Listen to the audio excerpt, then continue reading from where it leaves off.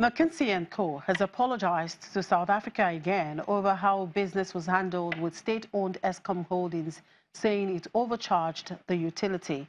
The consultancy admitted in October to failing to follow its own procedures while doing business with the power company when it worked alongside Trillion Capital Partners, a business linked to the Gupta family.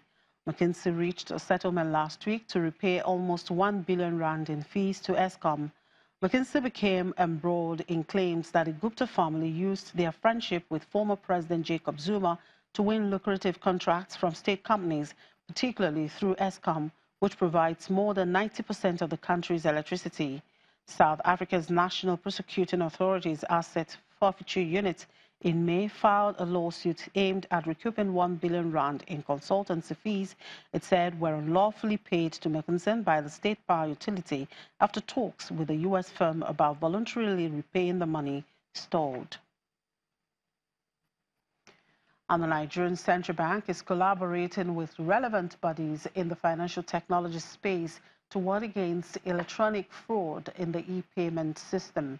At a meeting of the Nigerian Electronic Fraud Forum, the Director of Banking and Payment Department, Mr. Dipo Fatuku, explains the terms and conditions of the resolve. The steering committee actually met in February this year, and that meeting gave opportunity for members of the steering committee to evaluate the impact of the forum's activity and forge new strategies. The following activities were adopted at that meeting and are expected to define our activities in 2018. Broadly, the following decisions were taken. 1, instituting an industry consumer e-payment insurance protection plan, just as we have it in some other jurisdictions. The committee that was set up to look into that, I'm sure, has almost completed its work. 2, collaboration with the telcos on the creation of fraud desk and their integration with banking fraud desk for ease of information sharing. 3, further collaboration with the National Information Technology Development Agency, NITDA. 4, establishing new liaison offices within the African region, that is, forming collaboration with other fraud forums within the African region. And the last, embarking on multi-industry fraud awareness program, which is targeted to start with such enlightenment through the social media. These activities are aimed at giving foremost consideration to the security of our payment system. It is sad to note that there has been a little increase, so to say, in electronic fraud, especially in recent times, despite the concerted efforts to check fraud in the country. It has therefore become necessary to review and strengthen the existing rules and enact new regulations to stem the problem. No wonder many of you here present will agree with me the need for a framework on USSD as a channel for electronic payment transactions. And that was why the central bank early this year issued a framework to that effect, because we noticed that that channel was primarily responsible for the upswing in electronic fraud in recent times. As we are all aware, that framework should have actually been implemented from the first day of this month, but we shifted the implementation date to October 1st because certain requirements contained in that framework could not be put in place, and it is better done completely. So taming fraud will continue to be a focus for the forum, as we know the impact that fraud has in diminishing trust, which is an essential ingredient in building an internationally recognized and nationally utilized payment system. Hence, we remain committed as a forum in ensuring that the Nigerian payment system is not only easy to use, but also reliable and trustworthy. And speaking along this line, members of the forum will agree with me totally that the role of financial technology, commonly called fintech, cannot be ignored. Their innovations have facilitated the expansion of electronic payments and helped in providing financial services to the underserved or previously unreached groups.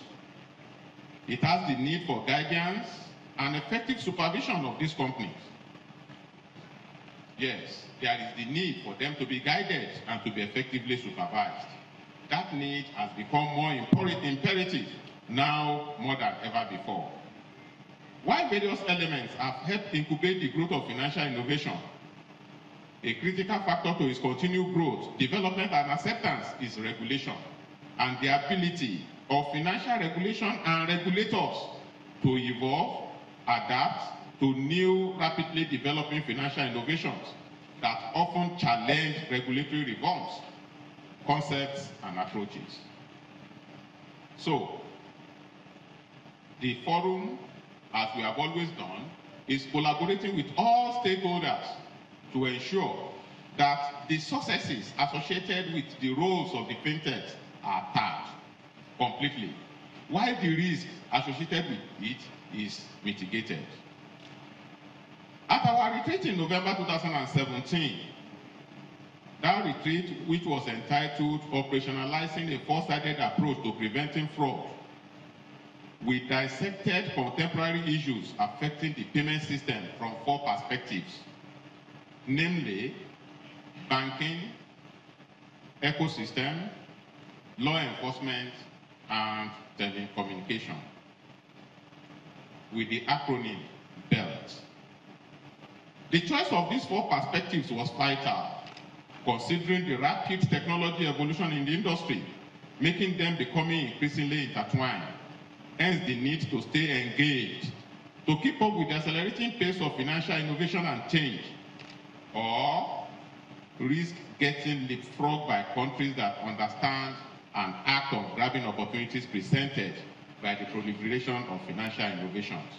And of course, because we know Nigeria will never come last, we will not allow that opportunity to pass us by. As other countries are grabbing that opportunities presented by financial innovations, Nigeria will also be at the forefront.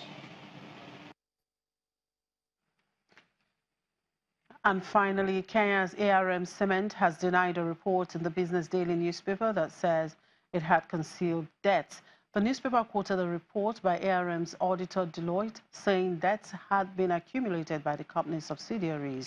Shares in the cement maker were down more than 5% at 3.70 shillings in early trade. ARM has seen its market share plunge after a clinker plant it built in Tanzania in 2014 failed to generate income. And that's it on the program. Thank you very much for watching. I'm Chimezi Obi Iwagu.